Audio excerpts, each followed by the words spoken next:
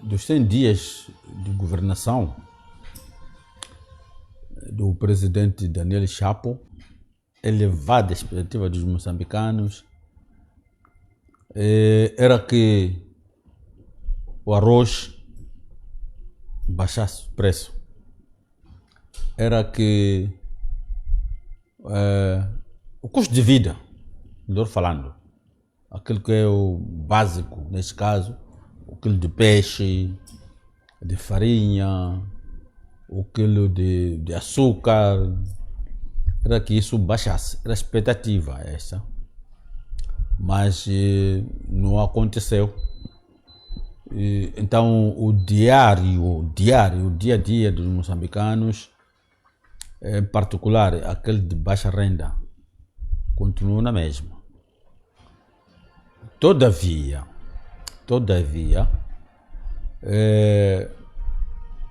vimos o calmar dos funcionários da saúde, não é? Uhum. Que insistentemente e quase com muita frequência apareciam a fazer manifestações, que era legítimo, também a educação, a mesma coisa, mas vimos isso amainado, não é? Durante esses 100 dias. Quer dizer que ele atacou alguns setores, não sei se está percebendo, naquilo que eram preocupações desse ponto de vista. E vimos também tal 13º, não é? Mas para aqueles que trabalham na função pública, não é?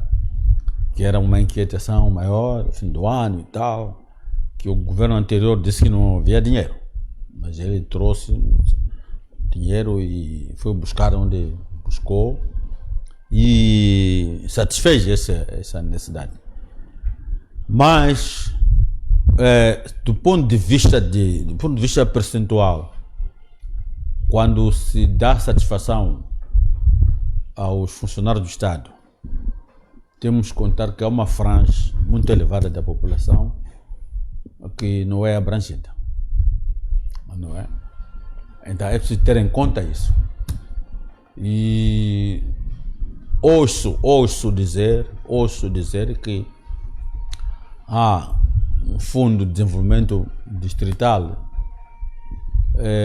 a estilo do presidente Guebuza na altura, né? Mas ainda não se fez sentir, mas também é preciso aclarar os mecanismos de aceder a esse fundo, porque, mais uma vez, esse dinheiro tiver óculos,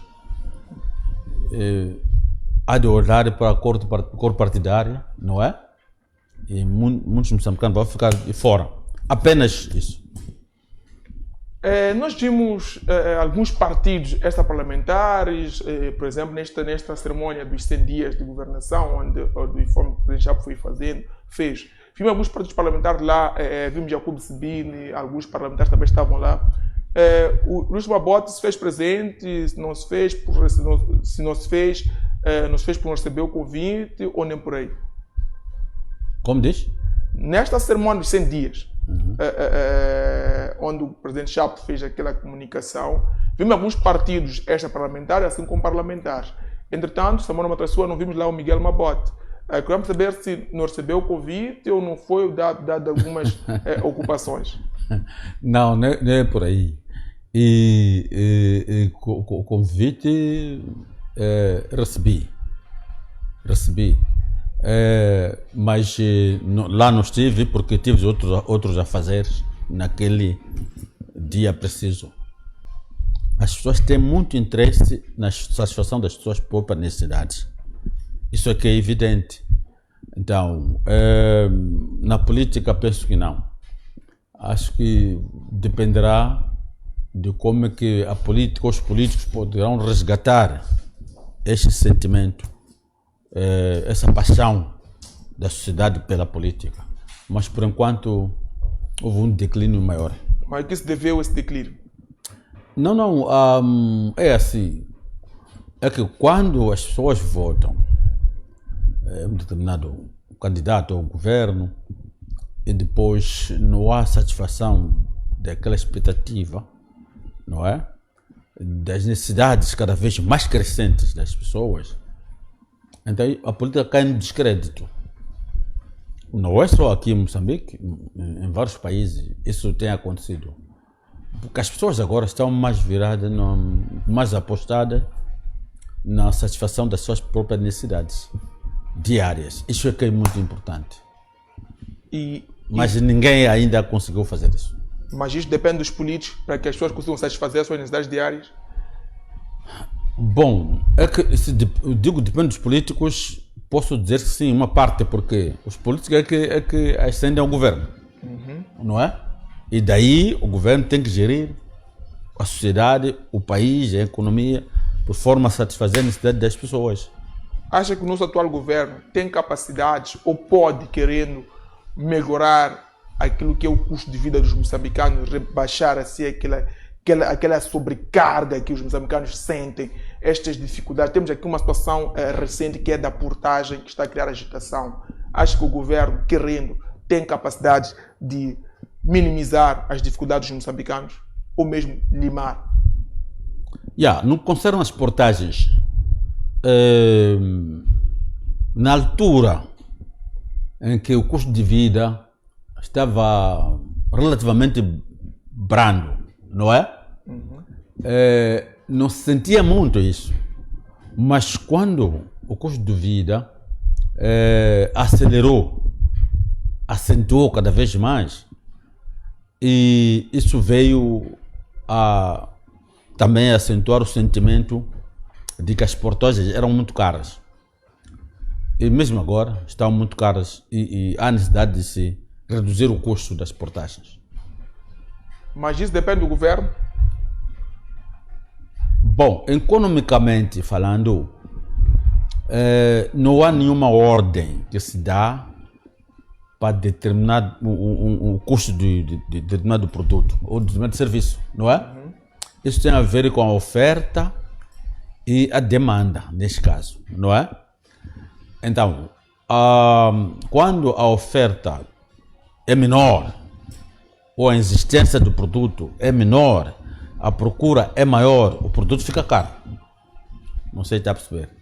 Mas tendo em conta a situação atual, social, penso que devia haver uma medida por forma a diminuir ou reduzir os custos pelas portagens. É importante isso, que seja. Como é que olha para este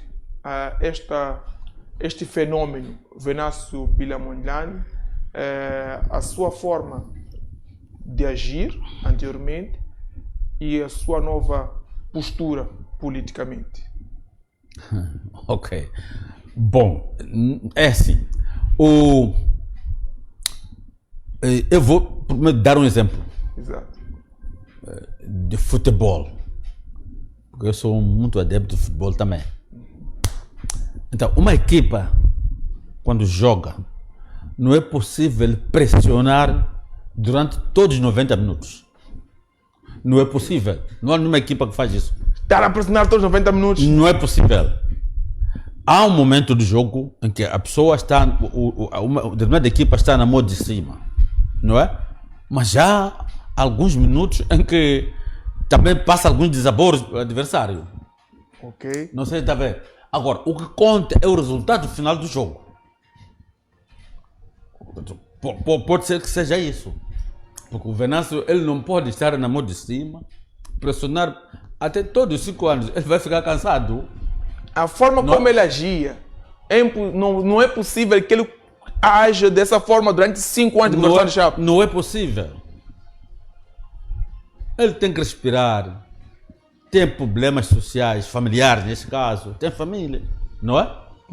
Para dentro da família tem problemas pessoais dele, que a família se calhar nem sabe.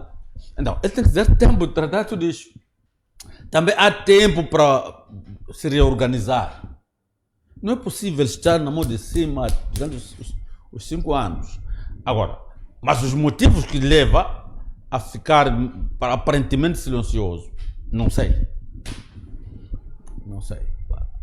Mas é de opinião que neste momento Venâncio deixou de pressionar. Da forma como pressionava.